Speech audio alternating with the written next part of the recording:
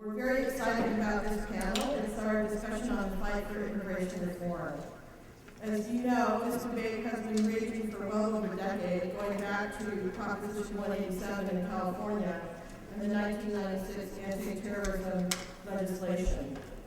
Since the failure of President Bush to get Congress to pass workable, comprehensive immigration reform 2 years ago, the collapse of our economy, the xenophobia and scapegoating has really reached new heights in Washington, D.C. Scores of laws are also being passed on the federal, state, and local level that draw increasing distinction based on immigration status, and not just on the fault line between undocumented and those legally here. Legal permanent residents also find themselves in the crosshairs. Even the census, a constitutionally required exercise that happens once a decade, has been caught up in the rhetorical anti-immigrant attacks in Congress by those who are playing to a very angry base. Cable jockeys, Lou Dobbs, and Glenn Beck are fanning the flames of bigotry and getting rich off their efforts. And in the meantime, millions of families who have petitioned for spouses, children, and siblings are separated for years, even decades, and the undocumented are being pushed further and further into the shadows. On Capitol Hill, as to many in the media, immigration reform is seen as a Latino issue, but Asian Americans have as much, perhaps even more, at stake. Allowed to come in numbers only since the passage of the 1965 Immigration Act, which ended the racially discriminatory quotas, Asian Americans disproportionately feel the impact of the broken refugee and asylum systems, of the employment-based visa systems, and of the broken family system. 2/3 foreign-born, many of us who are not Christian, find themselves being discriminated against because of national origin and religion, in addition to race and ethnicity, particularly since 9/11. I want to ask, so that our panelists know, how many of you in the audience are immigrants yourselves? Raise your hand. How many of you are the children of immigrants? Okay, thank you. We also know that almost 10% of our community are undocumented, many living in mixed immigration status families, and Asian Americans live under increasing threat of having their families torn apart here. How many of you may know someone who's undocumented? Anyone? About a third of the almost 5 million family members waiting in line to gain a family visa are from Asia. How many of you know someone who's waiting for a family member? We also are affected by H-1B visa holders those who have put down roots here in America are increasingly finding themselves having to make the choice between leaving their lives here behind or joining the growing number of professionals who are undocumented. How many of you know someone who came on a student or an H-1B visa? Wow, that's a lot. AHC and our affiliate stage, Law Caucus, Agency of the American Legal Center, and the Asian American Institute have joined together to help build a campaign for comprehensive immigration reform that will be workable, fair, and respectful of our values. Our organizations are in leadership of campaigns at both the national and local level. AHC is an active part of the Reform Immigration for America campaign.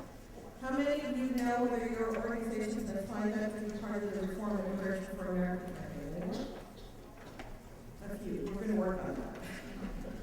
To sign up, and I'll let you know this at the end as well, you can go to their website, reformimmigrationforamerica.org.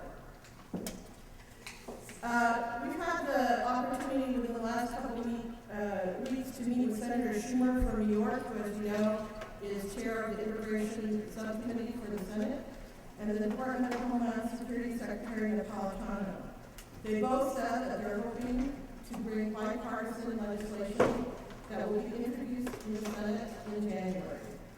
The President has said comprehensive immigration reform is a priority, so it looks like the battle may be beginning again. So this topic is very timely, and we're really honored that you're here and able to talk with this incredible group of panelists that we have before you today. I'd like to introduce them. To my far left is Marilena Nkapié. She's an accomplished litigator who's been protecting the rights of immigrant workers and the executive director of the National Immigration Law Center, which is based here in Los Angeles. Marilena. Next to her, we have Bill Onhing, the beloved law professor from UC Davis, and one of the nation's foremost experts on Asian American immigration history and its current realities. Professor. Next to him is Eliseo Medina. He's the Executive Vice President of the Service Employees International Union. And for those of you who are not familiar with the labor movement, they are the leading voice in the labor movement on the need for legalization and comprehensive immigration reform, and one of the most effective organizers in our immigrant worker community. Eliseo. And last but never least is Eva Patterson, a longtime California civil rights leader, and she's the president of the Equal Justice Society, which is based in San Francisco. Okay, so we have only about an hour, and we want to really be able to take some time to get questions and answers out there. So remember, there are cards on the table for you to write as we go along. What I'm going to do is ask rounds of questions. And I've asked them to keep their answers to 4 or 5 minutes, and they know that I'm a pretty tough facilitator, and that we will be keeping them to the time, because we want to make sure that we can get to the Q&A, because we know you probably have a lot of them. So we're going to put Eliseo first in the hot seat. One of the most political issues in the debate is the issue over legalization. No amnesty has become the battle cry for conservatives. What do you think the left will have to accept to get legalization? Does labor support even stronger employer sanctions? And what are the most critical issues to get right to make legalization workable and fair? Thank you, Karen. First of all, let me thank you and thank AJC for inviting me to be here with you today. Let me say that I think that we have an opportunity this year and over the next 5 months to get comprehensive immigration reform passed in the Congress, but it is not going to be an easy battle. We have a lot of people who want to see us fail, and if we are going to succeed, it's going to take each and every one of us. Karen is absolutely right. This is not a Latino issue. This is an American issue. Because we come from all over, as immigrants, we come from all over the world. In our union, we speak about 100 languages. So it is critically important that we all come together to ensure that we fight and win this battle. And I think our window period is the next 5 to 6 months. If we don't win in that period of time, it's going to become increasingly difficult, because we are going to be going into the election campaign for the congressional elections. So back to the question though that I was asked. First, one thing that I think we are going to have to accept as part of this is going to be enforcement. That is not one of the issues that I particularly care about, but it will have to be a part of the discussion. Now, one of the things that we will need to make sure though, that enforcement does not become a code word for restriction and trying to keep the legalization part of it from being as restrictive as possible, but I do think that's going to be a part of it. We know that enforcement without a generous and inclusive legalization project, without figuring out how we deal with immigrants in the future, is doomed to failure. We are not going to solve this problem with more walls. We have to solve it with more solutions. But I do think that's going to have to be a part of that. We are going to have a lot of debate over biometrics. We are going to have a lot of debate over E-Verify and how it is that employers are also going to be sanctioned if they hire undocumented workers, which leads to the second question. What is labor's position on employer sanctions? Our experience has been that the employer sanctions are really employee sanctions. Because if you look at the rates, if you look at what's happening with the checking of Social Security, it is all about how to punish workers, not how to punish employers. What labor supports is we would like to be able to see enforcement being focused on the scumbag employers who violate the law and do not protect the rights of the workers. So we would like to see clear-cut enforcement of wage and hour laws. We would like to see health and safety laws enforced. None of the raids or any of the things that are going on right now ever include DOL investigators or OSHA investigators. That has to change in order to be able to be successful. We need to take away the profit motive from some of these employers because they are gaining a competitive advantage over those employers who hire immigrants because they need them, but are not necessarily exploiting. That has to change. In order for legalization to work, we need first a legalization program that gives every undocumented worker in this country the opportunity to legalize their status. That means to be no point system and no trying to come up with ways to disqualify people. Number two, we need family reunification. It is not right that people are having to wait 10, 15, and 20 years outside of the country before they can join their families in the United States. Three, we need to ensure that we have a way for immigrants in the future to come to this country without having to risk their lives crossing the border or having to come here in a way where their physical integrity is at risk. And finally, we need to enforce the laws that we do. Great, thank you, Eliseo. I'm sure that's going to raise many questions, so we'll get back to that. Bill, the Brookings Institute has just announced a set of recommendations from a panel of a group they call experts that included Francis Fukuyama. Brookings would rip up the applications of about 4 million people in the backlog, effectively stopping today the reunification of siblings and adult children. They would tell the government simply to return the application fees and those who've been waiting for 24 years that they're just not going to be able to come. They would also take away family visas and give them to employers instead. Senator Lindsey Graham from South Carolina, Schumer's partner in drafting the legislation on the Senate side, would like to see the point system that the Bush bill had, which also sought to eliminate siblings, adult children, and severely limit the immigration of parents. The Bush administration argued that a point system based on education, job skills, and English fluency would be good for Asian American immigrants, even if it meant the end of adult children, parents, and siblings. How do you see these proposals affecting Asian Americans, and what are some of the alternatives? Thanks, Karen. And also thank you and Stuart and TTNCF for organizing this magnificent event, and I'm sure there's others that played a key role in doing this. The attack on family immigration has become an annual sport for the last 30 years. And it sort of began with Alan Simpson in the 1980s, and he carried that through until he retired about 10 years ago, and the mantle was passed on to Tom Tancredo and now Lindsey Graham. And it doesn't take a brain surgeon to understand why the proposal to eliminate key family categories has been made. That was all timed with the phenomenon that finally immigration from Asian countries and Latino countries, and I have to drop a footnote there because there actually were not restrictions on Mexican migration, for example, until 1965. But the attack didn't really start coming until it became very evident that who was dominating the family immigration system. It was Asians and Latinos.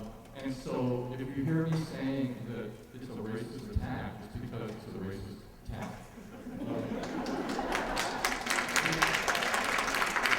I was so proud a couple of years ago, Karen actually invited me to testify on AACC's behalf for the subcommittee on immigration in the House. I was so proud that every one of the African American members of the subcommittee supports family immigration and made real analogies with the efforts to tear apart families that came from slavery, for example.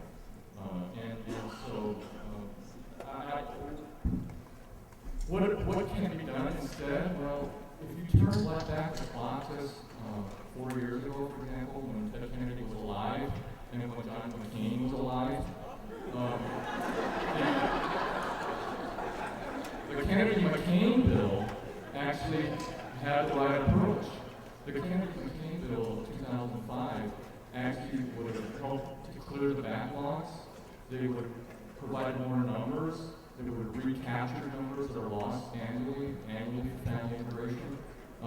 That was the right path. That's the path, for example, that currently Senator Menendez is proposing.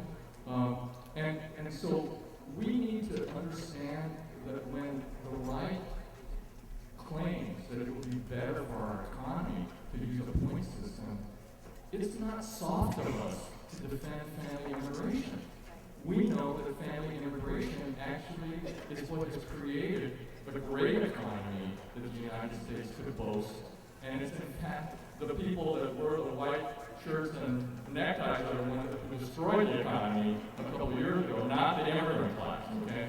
And so the immigrants, if you actually look at what immigrants do, by the second generation, not only is there hardly any public assistance. I learned this from Manuel and Elena's group. Not only is there any received public assistance by that next generation, but that next generation's earning capacity actually surpasses American-born individuals. So we don't have to, the fact that we have to defend family immigration really is very irritating to me, because we know not only that family immigrants are the ones that start small businesses, we know that most jobs in the United States are as a result of small businesses. We know that family immigration is actually good for the economy. So what do I propose? Not only do I propose clearing the backlogs and looking back at Kennedy and McCain legislation, but we ought to look at who our immigrants are and look at immigration much more broadly. We need to allow immigrants in a globalized society to come here and to work and to be protected by the National Labor Relations Act, because if we allow and recognize workers to organize, then we don't have to worry about workers taking away jobs from undocumented, from legal immigrants and citizens, because then they will be able to fight for better wages and better work conditions. So family immigration is a human right. Family immigration breeds human capital that we all benefit from. And so let's not be defensive about family immigration. Let's be affirmative about it. Thank you. Thank you, Bill.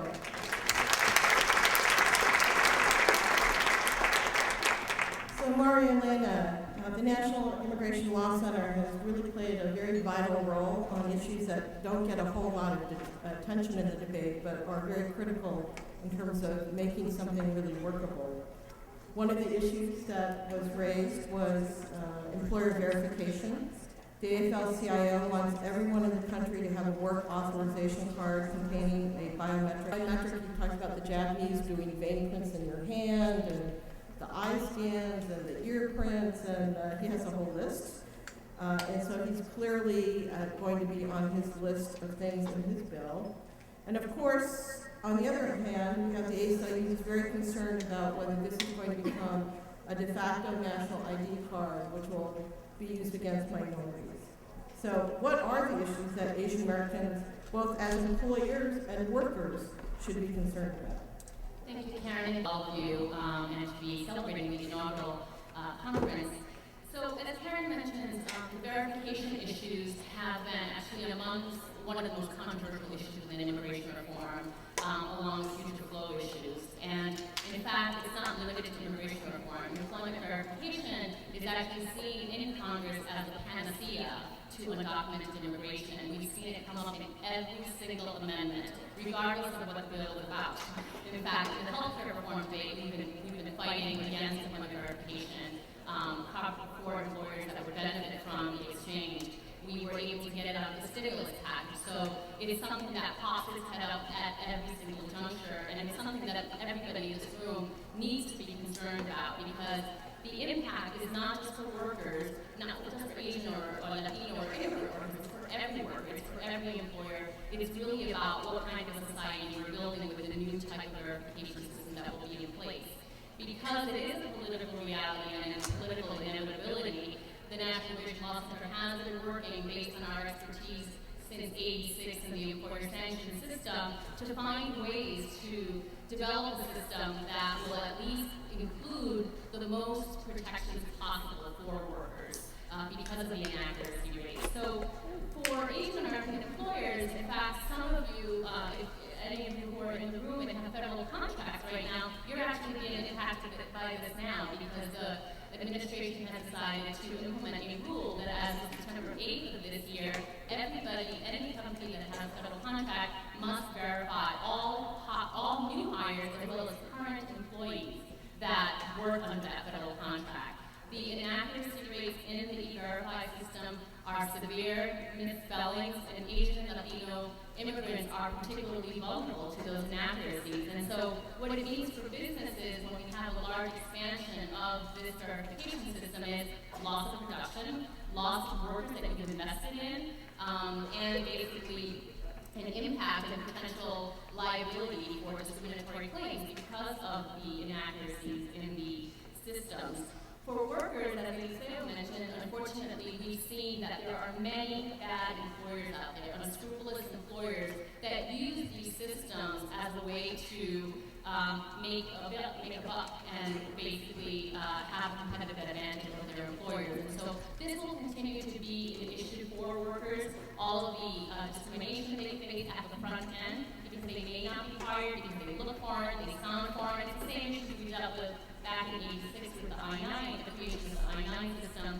So the National Immigration Law Center has been working on a set of priorities that includes anti-discrimination protections, anti-retaliation protections, ensuring that employers who abuse the system are actually held liable and that they're not able to use the system to circumvent their labor and employment responsibilities. Because again, the answer is not more immigration enforcement, it's labor law enforcement. It's the only way that we're going to be able to lift everybody, all workers' rights in this country, and lift the living standard for everybody, and hold employers accountable that are violating this law. Great. Thank you, Marilena.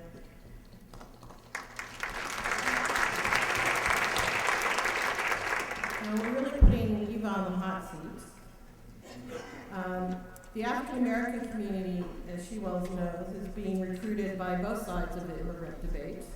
The restrictionists are arguing that African Americans are losing jobs to immigrants and also political power to immigrants. The progressives are arguing that immigrant rights really are civil rights. What are the legitimate concerns that need to be addressed as part of immigration reform, and how is this debate really playing out in the African American community? Well, I'm really glad to be here. Dale Nabi deemed me an honorary Asian American, so I hope that like glad folks here. And I've seen her ID card, so it's true. And I have to say I'm a little nervous driving over here from my hotel. I went, should I be honest or should I kind of give a BS analysis? And I thought, no, I have to be honest. So you all need to take a really deep breath and really listen carefully to what I'm saying, okay? Because one thing to take away from this is, oh, that Patterson, why do they have her here? She's anti-immigrant. I'm not. So please listen, take a deep breath. We're in a church, we're on holy ground. I want to speak quickly on 3 levels. About 30 years ago, my organization decided to have an immigrants' rights project. I was against it. I was feeling threatened by immigrants. I said this whole thing that you hear from a lot of people, oh, they're taking our jobs. This organization is an African-American organization. I just was outraged. Over 30 years, through being with people who had better value set than I did, through listening to folks, through being involved in political discussions, I've come totally the other way. But you have to understand that many African Americans are feeling very threatened by immigrants.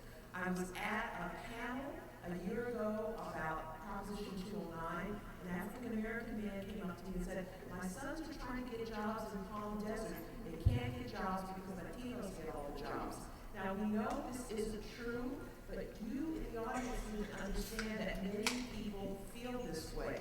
There are all kinds of misunderstandings out there. A secretary who worked for me years ago said, well, every immigrant who comes to America gets a car and a house.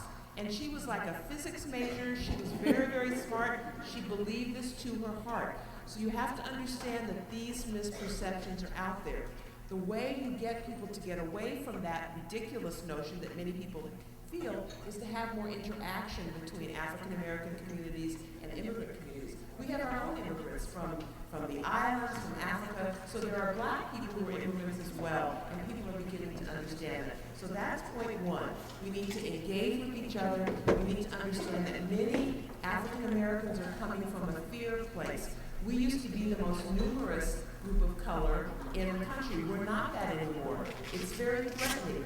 They didn't like us anyway, and now we feel like they're going to like us even less. And please feel that, because that's part of what's going on. So that's point one.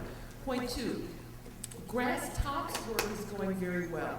At the organizational level, we're really cool, and people are getting it. The progressive African American groups are getting behind making sure that immigrant communities are treated in a righteous manner. So that's happening. It doesn't always happen at the grassroots level because people aren't talking to each other. So one thing that we've talked about at the Equal Justice Society is to make sure that people have ordinary interactions. When I saw many people raise their hand that have family members waiting to get in, that's not an experience I have every day, and I take that into my soul and take that with me. People need to tell people that that's what's going on, that immigration isn't about people, Asian Americans and Latinos taking jobs from Black folks. It's about your family member who can't get in here. And as Bill pointed out, that resonates with us because we know of that history from slave times. The last thing I wanted to convey to you all was this. I was talking to a colleague of mine who's Latino, who works with me. He said, most people don't want to come to this country. They'd rather stay where they were born. But because of policy, foreign policy by the US government and by others in the world, people cannot make a living where they are. I was involved with a man from Jamaica who could not get into the country. He was very angry because he said, Americans can come to my country, but I can't go to your country. I remember when I was first getting to know him, we had breakfast, and then I said, well, let's have lunch. And he said, lunch? We already ate once. And I went, excuse me? And what I learned from knowing him was the dire economic situation that many people find themselves in. And they feel that by coming to America, they'll be in a better situation. And so we need to look in a visionary way. We, of course, need to look at immigration reform, but we need to look at the forces in our world that are driving people out of their own country to come here. And so while we must be pragmatic, we also must be visionary and figure out how to change our world so people can stay in their own country if they want to stay, or if they want to come here, they can. So that's all I have to say. I'm not anti-immigrant. Thank you. In fact, you know, Eva has actually been one of the strongest immigrant rights advocates in the Bay Area, so she's definitely not anti-immigrant. Or anti-anything, so. Eliseo. So, one of the most highly charged issues for the labor movement is the provision for future flow for employment-based workers. This is one of the issues that split the labor movement 2 years ago. And led to one of the reasons why the bill failed. Some have argued that there's no need to allow for any future employment-based visas. Others have argued we need to regularize that the flow is inevitable, we need to have some set level. Some have argued we should have a point system that's strongly biased towards advanced degrees and technical skills, like the H-1B category. And others have said we don't even need those high-tech workers. So where are the fault lines in the debate, and what are the alternative scenarios that labor is discussing? Thank you, Karen. You know, once we pass comprehensive immigration reform and everybody's legalized, the fact is that the next day, more people are going to keep coming. As long as there is poverty, dictatorships, war, hurricanes, and any number of issues, people will want to go somewhere else if it means improving their lives. No parent is going to want to see their children starve if they can help it. And so if there are not sustainable jobs in the country, they will keep coming here or in other parts of the world where there are better opportunities. And if we do not deal with that as a reality, we are going to find ourselves in 20 years with another 12, 15, or 20 million undocumented workers that perhaps will have been driven further underground because we became tougher on enforcement, that, I submit to you, is not good for America. We cannot afford to have 2 or 3 classes of workers in this country. We do not need sub-societies. We need everybody to be equal. So therefore, what is it that we should be done? From our point of view, what we need is to figure out how we capture that undocumented flow and channel it through a legal processes so that people can get here in the future through a safe, legal, and orderly process. What that means is that, from our point of view, that if we're going to have programs where people will have the opportunity to come either to settle or for a period of time and then they can go back home, but when they come here, they need to come here with the full protection of labor laws. They need to come here with the right of being able to change employers if their employer that they got certified for is mistreating them or cheating them.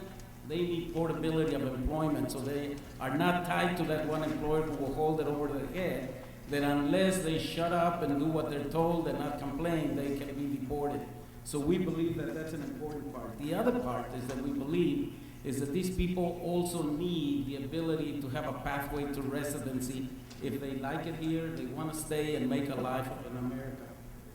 Where are the fault lines? I think that we need to be very careful that the debate does not become over restricting the number of immigrants rather than solving the problem.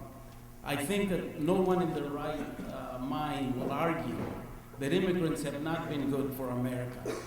I think that we make tremendous contributions to society, and I would submit to you further that in 15 years, there will be 30 to 40 million of us baby boomers that are going to leave the workforce. Somebody will have to replace us and will also have to take care of us. So we will need to have more immigration because there are not enough workers in the U.S. to take care of that. So what we propose in labor is a commission that would take place of what the Congress does now. The Congress is not known for its speed and efficiency in addressing problems. A commission that would take a look and figure out how many workers are needed, where they're needed, and then ensure that they come here with full protections of the law. It would have, as part of the commission, it would have stakeholders that have an interest, employers, unions, and civil society. It would be much more nimble and would be able to address this issue in real time rather than get bogged down in endless debates the way it is right now. Great, thank you. So, now the next question I'm actually asking to both Bill and Maria Elena, and it has to do with the due process rights of non-citizens that many of you have felt have been undermined since even before actually 9/11, when Congress passed some very harsh laws in 1996. And since 9/11, obviously the Department of Homeland Security was created, and a number of harsh local laws have also started to spring up. And raids, of course, are now at an all-time high. Even in heavily immigrant communities like San Francisco and Los Angeles, the enforcement and local rhetoric is pretty heated. So, what are the laws and policies? Are there any in particular that affect Asian immigrants? And is there any hope of using comprehensive immigration reform to actually, in a positive way, address them? And what should we be concerned about in terms of what else might be coming our way? So, Marilena, do you want to start? Sure, I'll begin actually, Karen, and I'll use an example. I'd like to do a little segue from Eniseo's talk about workers. And one of the things that the National Immigration Law Center has been doing over the last 3 years has been working in the Gulf Coast after Hurricane Katrina. And in particular, we've been working with the New Orleans Workers Center for Racial Justice and the Alliance for Guest Workers. And one of the largest, and I believe it's the second largest group of undocumented immigrants in the United States is Asian Indians, sorry. So mostly people from India who have come on H-1B visas, H-2B visas, or visitors visas and have overstayed their visas. It's a large, growing population. And in the H-2B context on the Gulf Coast, one of the things that we've experienced has been that one example is the Signal International case, which has gotten a lot of press because these workers were recruited. They paid about $20,000 to come from India. They mortgaged their homes, their land, all of their family savings, etc. They believed they were coming over on green cards and permanently would be able to bring their families over, and under these false pretenses, they borrowed the money and came to the United States only to find severe levels of exploitation. Unfortunately, because of the retaliation that the employer took upon them, including armed guards, etc., these workers eventually organized and escaped from the man camps, which is what Signal held them in, about 25, 30 men to a trailer. And when the Signal workers escaped, they made themselves immediately known to the federal government, the Department of Justice, the FBI, the Department of Labor, basically saying, we are victims of human trafficking, please help us. And because of what Eliseo mentioned, once they left their employment, because they were tied to this one employer, Signal International, they now were out of status.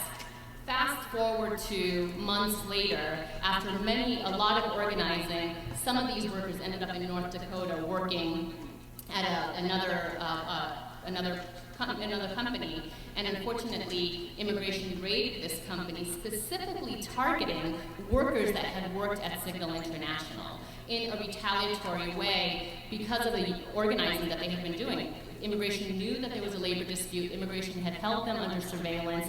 So it really is an egregious example of immigration enforcement and immigration agents run amok. Immigration agents not enforcing immigration laws, but really doing the dirty work of employers who are exploiting workers. And this is one example of how a worker who's coming in on an H-2B visa ends up being undocumented in every single labor law. And then, as Eva was saying, these are shipyard jobs that once were held by African Americans. And the amazing work that's been done in the Gulf Coast is that the New Orleans Worker Center has actually been organizing black workers and H-2B workers together for them to share with each other and organize. So it's a really great example. Unfortunately, under the Obama administration, what we've seen has been an expansion of immigration enforcement, much to our dismay, and we expect to see much more of that in the immigration reform context. But the state and local law enforcement of immigration laws, and basically the Department of Homeland Security's devolution of that authority, delegating their authority to police officers to stop immigrants of anybody who happens to look undocumented, and you and I know exactly what that means. That's racial profiling. And what we're seeing is that people are being stopped for traffic violations, although that authority is meant to go after hardened criminals, which raises serious concerns about the way that these laws are being implemented. For those of you who are in Southern California, outgoing LAPD chief just did an amazing editorial where he explained as law enforcement why enforcing immigration law is bad. Law enforcement should be in the business of securing our communities, of making sure that we're all safe, that anybody who is living under their jurisdiction should feel safe, should feel comfortable to report a crime, to serve as a witness in a crime, and to collaborate and see the police as a friendly entity rather than somebody who is going to pick them up and deport them. So it's really concerning, and I think as we've already talked about, we're expecting to see much more immigration enforcement and things perhaps getting even worse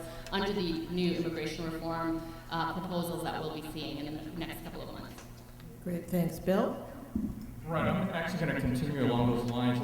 We all know about the awful Bush Ice Age raids that got a lot of publicity, and the new, kinder, gentler Obama and Napolitano raids actually result in the same thing. I mean, the workers lose their jobs and they're out of here.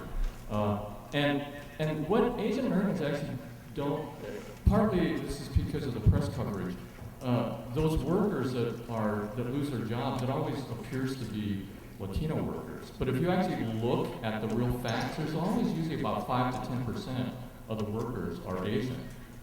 And they're undocumented, and that's kind of consistent with the fact that there's an estimated 10% of the undocumented population in the United States is Asian American. The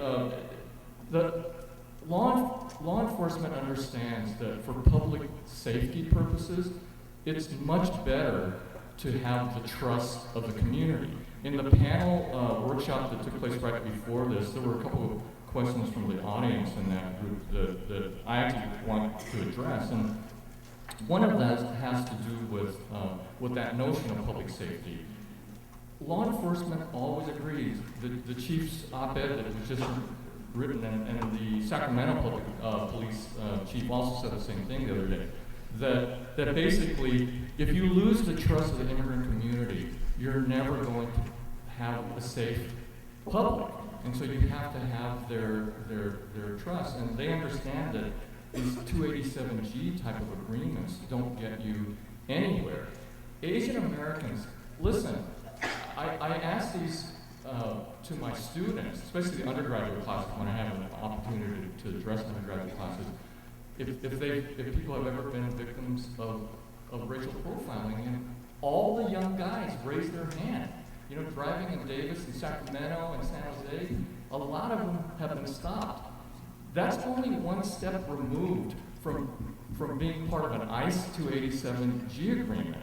Because when the local law enforcement people start racial profiling, I'll bet you 5 to 10% of those people are going to be Asian American. And then it can lead to, if there are parents that are undocumented, really havoc on the family, because you've got to give up that information. So comprehensive immigration reform, in addition to legalization, should include an integration component where we encourage a welcoming atmosphere in the community. And that welcoming atmosphere has got to be eliminating 287G agreements.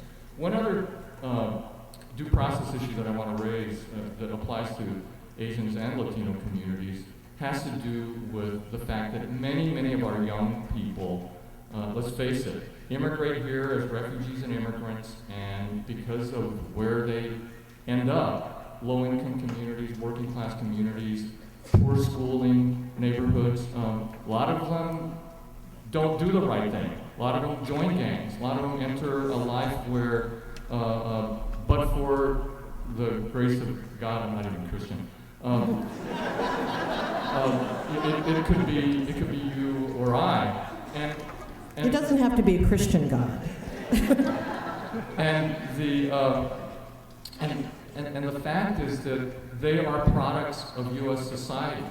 They didn't come from Cambodia or Vietnam or Mexico or Central America criminals. They grew up here, and they became that because of the failure of our socioeconomic system. And in 1996, prior to 1996, you could apply for a waiver of that ground of deportation if you could show remorse and rehabilitation.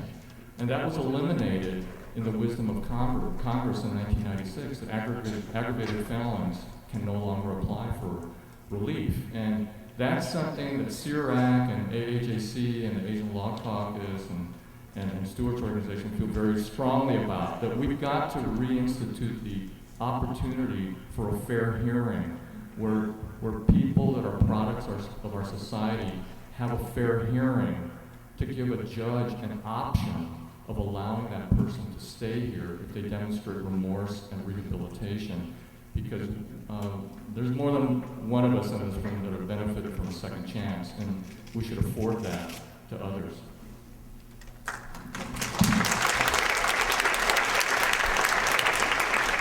Okay, I know we're picking on Eva and kind of racially profiling here, but there's been a lot of discussion, which I think is good, on the effort to improve what everyone refers to as black-brown relations, and efforts to bring Latinos and African Americans together to identify a common agenda. But when they say black-brown, Asian Americans aren't always sure that we're actually any one of those two things. And so, where do Asian Americans fit in, and how does immigration complicate that? We had a discussion among all of us to prepare for this, and then I was thinking about this even more between that time and this moment, and I have a number of reactions.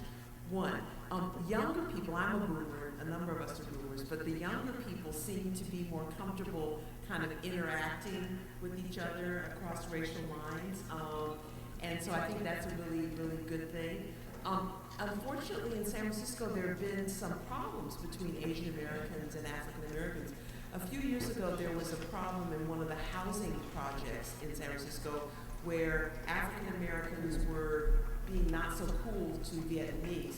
And so there was a lawsuit actually brought by the Asian Law Caucus to get the housing authority to protect Vietnamese people in the housing projects. And we were very alarmed by this. I worked at the Lawyers Committee for Civil Rights at that time, and we tried to come together to figure out how these two communities could stop fighting each other.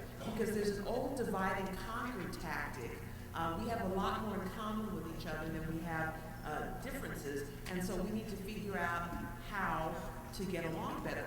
Now, I had to kind of honestly acknowledge that there were some black folks not acting particularly cool in the housing projects, and this needed to be stopped. But also, and I hope when you think about black folks, you see my face and think of me as a friend. But I think we need to make sure that Asian Americans don't generalize and think that all black folks are out to get you, because we're not. That's not the case at all. You may have seen something on YouTube in the last couple of weeks, which was very, very disturbing. A black woman and an Asian American woman on a bus in San Francisco. I could hardly believe my eyes. And neither the black woman hit the Asian American woman first. The Asian American woman was upset. People were screaming. But there was a very cool Asian American woman on the bus saying, she kind of used the F word. I guess she's young. And she kind of calmed the situation down. At the Lawyers Committee for Civil Rights, Latifah Simon's working with Titi, who's here, to try to figure out how to make sure that that doesn't blow up into something that polarizes our communities. Whenever things like this happen, people like ourselves need to jump in and be bridge builders. And we need to find out what the facts are and make sure that the situation is not inflamed. We've got to make sure that we keep our communities together. There will sometimes be legitimate differences of opinion. Those cannot be papered over, but we have to do it as family. Think of the people who you love the most. I'm sure every person you love very well has done something that really irritates you. You don't get rid of them unless they're really ridiculous and you divorce them. But generally, you try to work things out. So I hope that that's what we'll do. I have to be really honest. In terms of the immigration struggle, the black folks I know tend to think of it as a Latino issue. I don't think most African Americans think of Asian Americans or Asians being implicated in immigration. I do a lot of speaking. I get invited into a lot of communities. What I've heard today, particularly with all the hands that went up about different, that was kind of mind-boggling to me. And I'm glad Karen did that. That was very, very good. I will take the word out. But I really think in terms of immigration, most black people, I think, see it as a Latino issue, not an Asian American issue. I could be wrong. I didn't take a poll, but I think that's my anecdotal sense.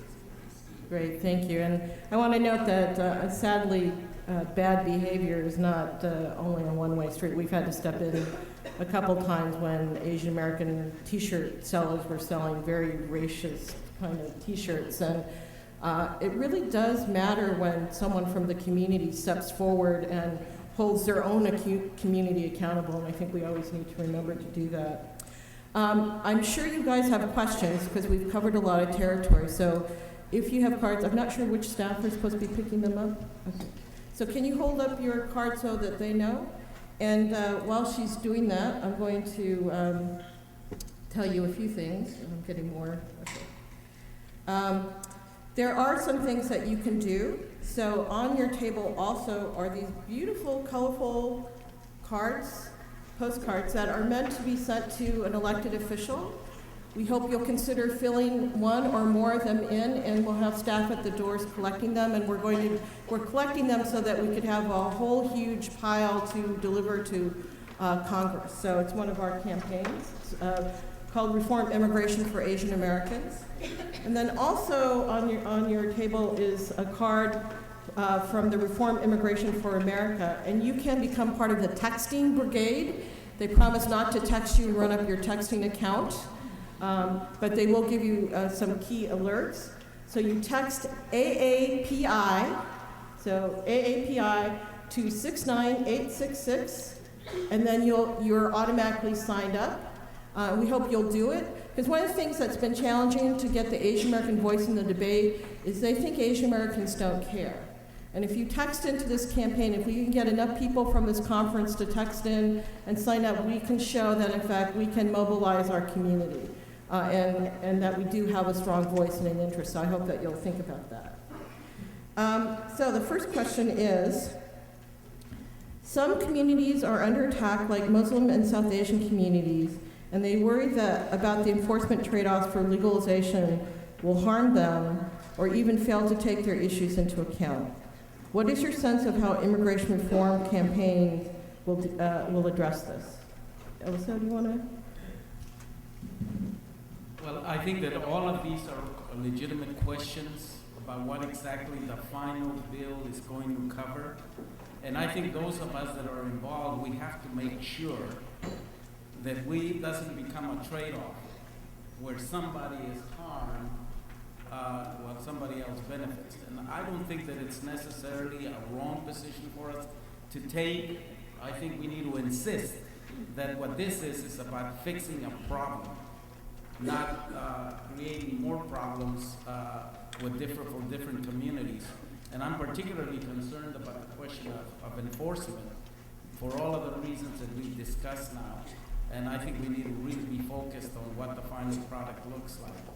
And at some point, all of us that are involved in this question are going to have to take a look at something and decide whether it meets the standard that we've set for a comprehensive immigration reform solution. Yes. I want to note there's also a coalition that is focused on this called the Rights Working Group. They have a website, rightsworkinggroup.org, and they're very focused on all of the due process issues. So if you have a particular interest in that, you might look at some of what they're doing. They have both a Hold the Department of Homeland Security Accountable campaign, and also we're launching an effort to end racial profiling, and we have both a legislative effort and an effort to get the Department of Justice to issue a stronger executive order. But I know Marielena has other things to add. So. I think just for those of you who are not part of the campaign yet, I think one thing that I would offer from the National Immigration Law Center's perspective is we have shared the concerns on enforcement for many, many years, and this is an area that we've done a lot of work on, particularly from the due process perspective and the impact on all immigrants, particularly low-income immigrants who we focus on. But I think one of the things about the campaign this time around is that if you take a look at the principles that the Reform Immigration for America campaign has put together, it went through a very, very rigorous process with a lot of input from many, many groups around the country that basically looked at how to develop principles around enforcement, knowing that what happens in DC always requires some kind of compromise. And if you take a look at those, hopefully you'll find that they will at least reflect much more of a due process and concern for civil rights and civil liberties and anti-discrimination than we've seen in previous efforts in the immigration reform debate. So that's the first thing I would add. And second, as Karen just mentioned, the Rights Working Group, and there are many, many groups around the country, we're part of a national steering committee that has just formed to try to coordinate efforts around immigration enforcement issues funded by the Core Freedoms Fund. And one of the things that we'll be looking at is how do we help the campaign make sure that the ultimate bill that gets in there does the least damage. We have to be candid. If we're going to get an immigration reform package, there will be trade-offs. But we have to do as much as we can, and that requires all of us, every single person in this room, to get engaged. Because if we don't organize and we don't get engaged and offer solutions, then we're going to get whatever gets offered by others. Karen, you know, the Bush administration and the President Bush himself, they were not completely crazy after 9/11. Almost everything they did was crazy, okay? But one enigmatic thing that Bush did very soon after 9/11, actually, he took the stage, some of you may recall, with a very diverse group of people around him, Muslims, South Asians, and Arabs, and said, you know, these are not our enemy. I don't know if people remember that. It was a wonderful moment, actually, that he never followed up on, okay? And after that, it was all about racial profiling to the Muslim, Arab, and South Asian community.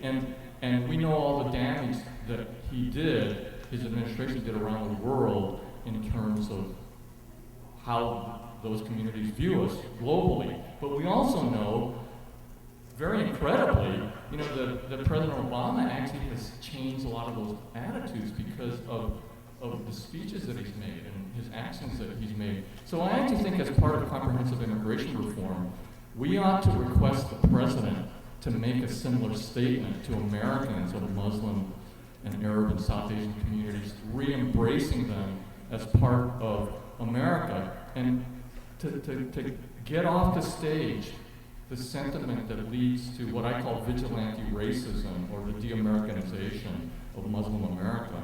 And this president, with all his faults, and believe me, I think he has them, and I embraced him, I voted for him, I sang for him. Yes, he's on YouTube, you can look him up. But I think that he could do that, and it would be very helpful if he made that statement, re-embracing Muslim America.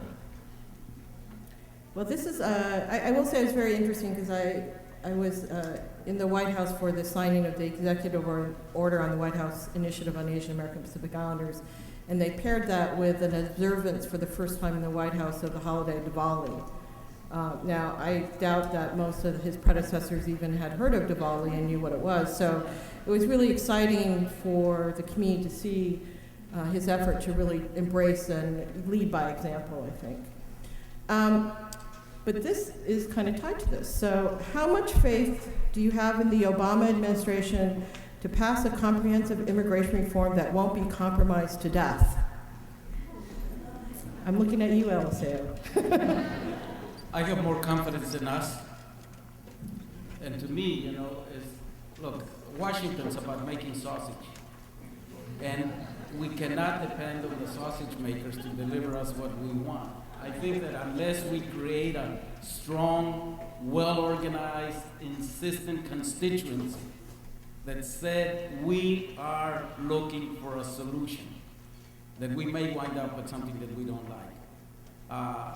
And we elected somebody who will help us accomplish our goals, not somebody who will do it for us. And I think if you look, that the vast majority of the Republicans are still think that bashing immigrants is good politics. They have not yet come along to the idea that they need to be more inclusive and reach out to people. And we got too many Democrats that have a backbone made of jelly. And so I think that more than anybody else, it's going to be up to us to determine what that bill looks like. If we don't organize, if we don't mobilize, and we don't make ourselves heard, we could very well wind up disappointed. So I think that I'm betting that if all of us organize through the Reform Immigration for America campaign and in any other things, that we speak with one voice, very powerful, saying we are holding the Democratic Party and Republican Party accountable to delivering a product that will really solve the problem. I think we can get it done.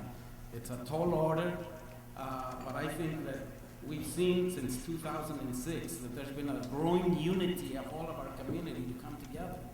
I think we can do it, but it's going to take all of us to really put our shoulders to the wheel. Yeah. And I agree. I think one of the measurements is there are bills that are all pieces of what we hope will come together in a comprehensive bill, and one of those is on families, the Reunited Families Act.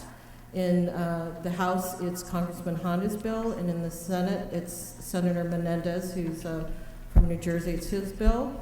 And one of the things you can do is to look and see whether you're a member of Congress and whether your senators are both supporting those bills. And I can tell you that very likely your senators are not. In fact, I'm not sure either, even the senators from California are on Senator Menendez's bill.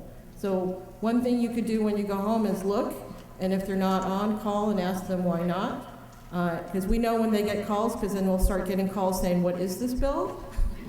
And we know, so therefore we know when you're not calling. So Okay, and that's actually related to this question. How does immigration struggle think about the LGBT relationships that are transcontinental and are struggling with immigration? So many of you who are following this know that for the first time in Congressman Honda's bill, the Reunited Families Act, he incorporated a bill called UAFA, actually Uniting America for, I don't know, what does UAFA stand for? I'm sure somebody, Uniting American Families? Yeah, sorry. Too many acronyms in Washington. It incorporated a bill that would, for the first time, recognize same-sex relations in the immigration system and provide them with visas, much like spouses are able to sponsor spouses. It's in Honda's bill, not in Menendez's bill, and there's a lot of debate over that issue. So, anybody want to take it on? Yeah, I mean, I'll just say I was going to add that it was in the Honda bill. I think that there is a lot of support for it from people in the progressive community we have an opportunity for immigration reform and, might as well try to get rid of this discriminatory denial of people to be able to bring their partner over. However, I think some people also in the immigrant rights world feel that because it's so difficult to try to get immigration reform passed, that this is adding yet another controversial issue that we'll have to contend with. So there's no uniformity on this issue, but very important one. Okay. Let's see, many questions have come in. How have faith-based organizations been involved in the immigration debate? Don't laugh, I'm talking. I know, I didn't think you would be the one to step forward, Bill. I actually have been in this room before, and I met the Catholic leader, Mahoney, Roger Mahoney, in this room a few months ago. And the Catholics have been great on immigration reform, top to bottom. Maybe not on the gay marriage issue, but on all other issues in terms of speaking out against race, family immigration, legalization, been great. And we also work with Lutheran Immigrant Services and other organizations. I think they played a great role. I mean, in San Francisco, those of you who are from there, Norman Fong, he's always been there struggling with us for the last 20 years. And they have the ability to organize a lot of people, and that's always important. And if I may add, Karen, not only have the mainline religions been very good on this issue, over the last year, I would say, we've actually have had an expansion of participation by other groups. For example, the three mainline Latino evangelical networks that come out very strongly in favor of comprehensive immigration reform. And obviously, there's a very good reasons. There's an estimate that as much as 10% of their pastors are undocumented. And obviously a higher number than that of the parishioners are undocumented. So they are very strong on this issue. And I had opportunity to serve on a task force with one of the leaders of the National Baptist Convention, who is very good, very solid on the question of immigration reform. So I think in terms of faith groups that we have perhaps now the greatest consensus that we've ever seen on this particular issue. And certainly much more than what we had in 07. So I think this is a very good indication for us. A couple comments. When people were talking about the LGBT component of the comprehensive immigration reform, I was thinking about when black folks got the right to vote, and the women were being pushed to get the right to vote at the same time, and a deal was made, so women had to wait longer. I'm a pragmatist. I understand how sausage is made, and maybe the sausage doesn't have everything in it, but just a historical thing to think about. Also, I'm so glad to hear you mention the Baptists, because I did a lot of work trying to heal wounds between the African American community and the LGBT community around Prop 8. And one of the truisms that was put forward was that black people go to church in disproportionate numbers to the rest of society. And to the extent that you can get to the black church parishioners and talk about the faith issue and talk about, and I am a Christian, that Christ didn't turn away people from his church or his ministry, and he tried to bring everybody in.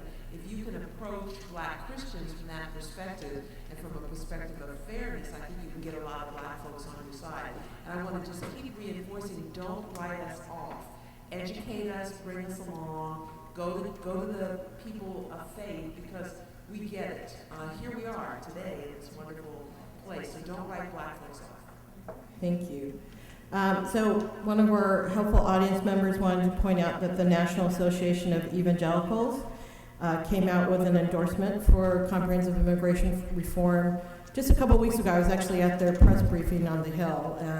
And these are really conservative people, and it's because of the Mexican evangelical forces within the national, and they worked on their leadership, and they came out with a very strong statement, not just about legalization, but also on family and the need to bring families together. So we're really excited to see that. And the Southern Baptist Convention came out and endorsed in 2007, so they were actually ahead of the curve. I do want to note that the religious part of it actually complicates the prior question about the LGBT question, because as I think Bill pointed out, Catholics not so excited about same-sex couples, as I'm sure that's not a secret to any of you in the room. Also, evangelicals not so excited, so that's made it challenging to move forward because the religious community is split, because the mainline, the Jewish groups, the Methodists, the Protestants have been in support, and everybody's trying to work on this together and move forward as strategically as possible, despite the fact that there's a split over that particular issue. And I think the fact that the coalition's actually still working together is a good sign. So we'll keep working on that. Okay, this is a toughie. What do you think is the most potent argument against immigration reform, and how do we most effectively respond to it? So I'm going to go down the line. Ladies first. I'm going to start with you. Yes. Yeah, but she's been getting a lot of the tough questions, so I'm going to let you go first. Give a sister a break. So I think some would say it's the economy, right? Some people would say that given the economy, we're not ready for immigration reform. And again, it goes back to a lot of the myths about immigrants are taking jobs away from us, and the us and the non-immigrants, including, actually, I shouldn't say that, including citizens and lawful permanent residents and people who may have come in as undocumented and forgot about that. So I think that our argument is that it's actually the economy could use that boost for the reason that what we have right now is the people who are in the country, the 11, 12, 14 million undocumented immigrants, are here, they have ties to our community, they have U.S. citizen children, they are, this is their home, they're part of the social fabric of the United States. They're not going home, and although the economy has taken a turn for the worse, people thought that people would be leaving, that undocumented immigrants would be leaving in droves, and we have not seen that. The shadows, they're accepting below minimum wage jobs, anything that they can do to survive, and in fact, there's been a reverse of remittances. We've seen people in Central America and Mexico send money back to immigrants here in the U.S. to survive, because it's more important for them to stay here and find some means of subsistence. So we think it's critical for people to get legal status, for them to be able to engage in the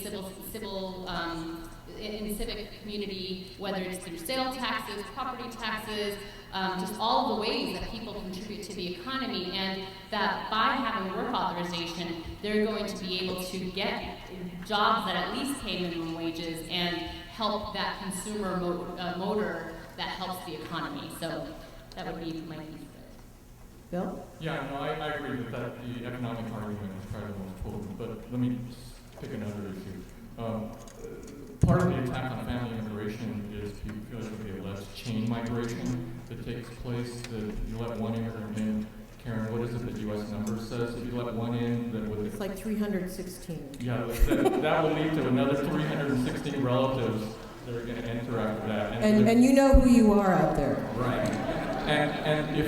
And if you grant legalization to 10 or 12 million undocumented people, and you don't cut off family immigration, you're going to multiply that times 300. Anyway, which is ridiculous, of course, because the few studies that have been done show that an immigrant, on average, an immigrant who comes to the United States, it takes about 12 years for that person to actually petition for a new immigrant. And so I'm trying to, I'm hoping, maybe there's somebody out there that is willing to help on this, to actually do a little bit of empirical work. It's hard on that, but it's certainly, what in my experience, since the 1970s when I began being an immigration lawyer, it's not that many. I mean, a few people immigrated with family, but then the family makes a decision that no one else really is going to come. And then in the early 2000s, since the early 2000s, the number of family immigrants from Asian countries that I look at has actually steadily declined. So we don't have to be afraid of the so-called chain migration, but I don't think it's potent, but that's often argued, the fear of chain migration. It is the argument most raised by when we are on the Hill, particularly talking to Republicans. There is this huge fear, and we don't really have much research to be able to push back on it. So you're right, it's something we could use some help on. So, Eliseo? I think that the question of people having broken the law, I think it's an American value that thinks that you ought to play by the rules and you ought to comply with and be a good citizen. So I think that is more widespread, whereas, the people being afraid of people not speaking English and the demographic changes, that's the small nativist group. But I think across the board, people are concerned about breaking of the law, and I think our argument has to be that we are a country of laws. We are also a generous country that believes in second chances. That if you do something wrong, you ought to be given an opportunity to do the right thing and set it right. And so in the discussion of the comprehensive immigration legislation, there is pretty much of an accepted across the board thing that there ought to be no amnesty, whereas you get right with the law and with no consequences, that in fact you ought to pay some kind of fine, and you ought to have other things that you have to meet in order to be able to do that. And I think that would square with what most people think, that have a second opportunity to do the right thing. Great. I think it's very complicated. I think part of it is around the economy and people feeling like, oh my God, there aren't enough jobs, and does this mean there's going to be more competition for jobs? That's part of it. I'm an Air Force grad. I grew up, my father was in the Air Force, and I've stayed in touch with a group of people that I graduated from high school with a long time ago. And they're often saying the most horrible things about immigrants.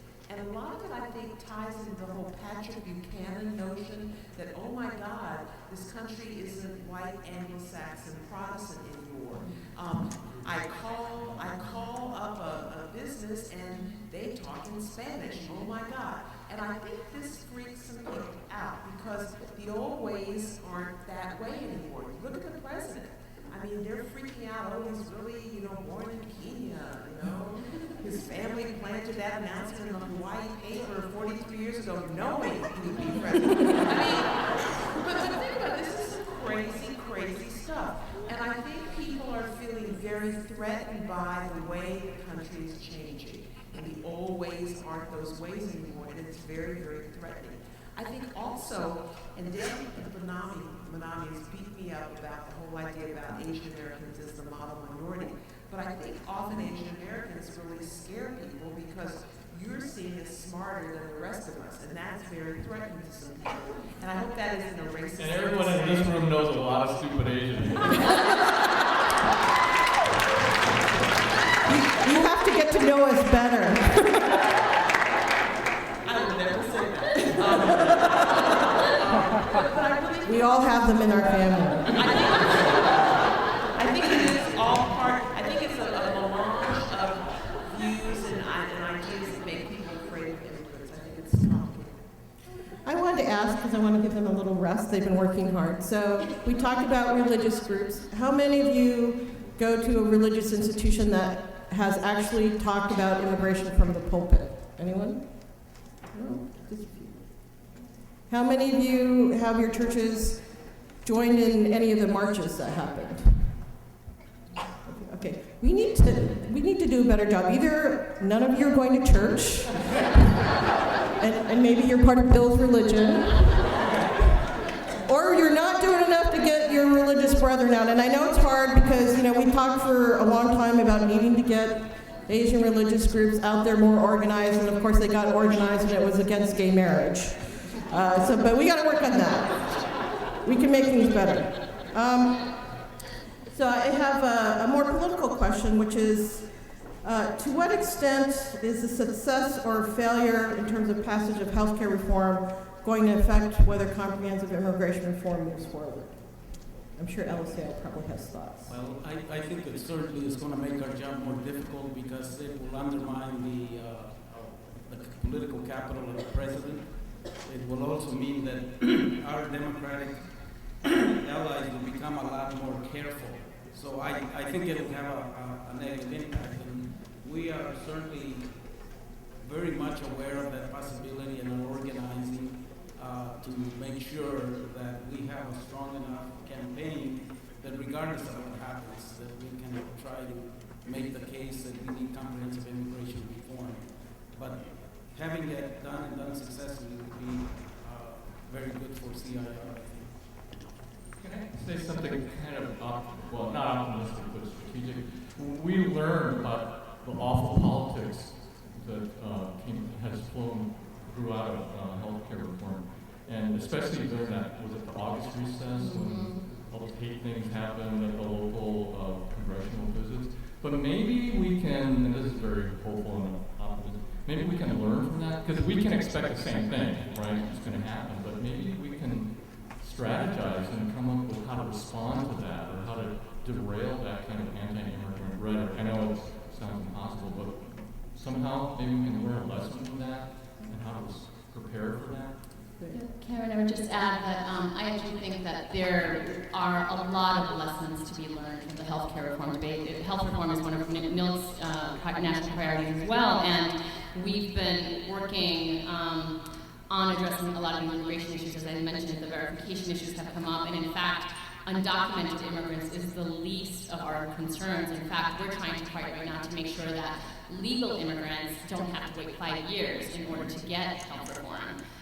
So there's a lot that we really need to do, and I think what happened in August with Joe Wilson, Representative Joe Wilson from South Carolina, calling the president a liar, really highlighted again the racism and the anti-immigrant rhetoric that we really need to learn from. And I'm going to plug our conference, which AAJC is one of our co-conveners. We will be having a plenary in December about the lessons learned and from health reform and the implications for immigration reform. We hope that by then we will have had a new health reform bill passed. Yeah, I will note that it wasn't just the Joe Wilson thing. If you saw the town hall meetings, oftentimes the angry villagers were screaming about immigrants getting covered, right? Yeah. So and that very much has stuck in people's mind. And I did run into Congressman Conyers, who chairs the House Judiciary Committee, which would be the committee that immigration reform goes through.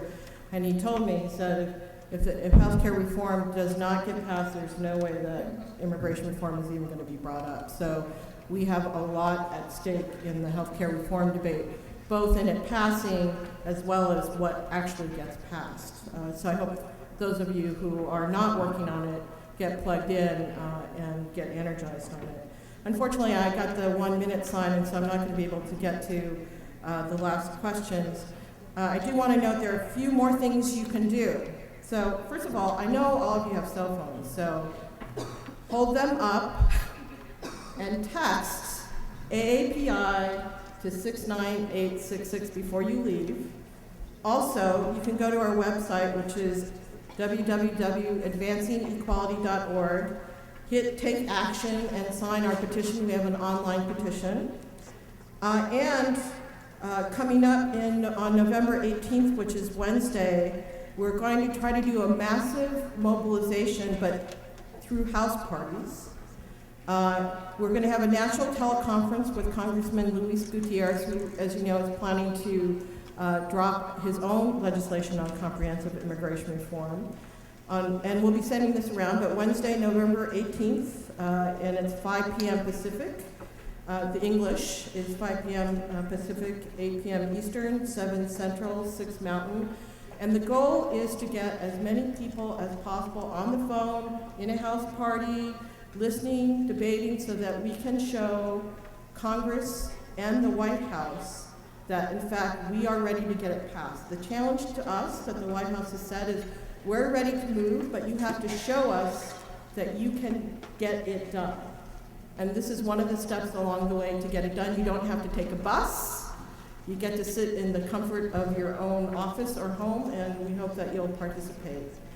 Please join me in thanking our wonderful panel.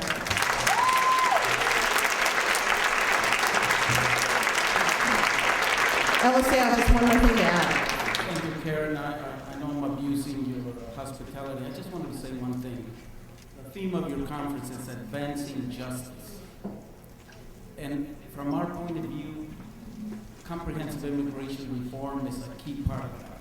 But let's be clear that simply being legal is not going to provide you better wages, access to health care, a better education for your children, a good place to live, or better communities. We need to then think about what we are trying to do is come together to help people actually fulfill their dreams, and you need all of those things who are components of the American dream.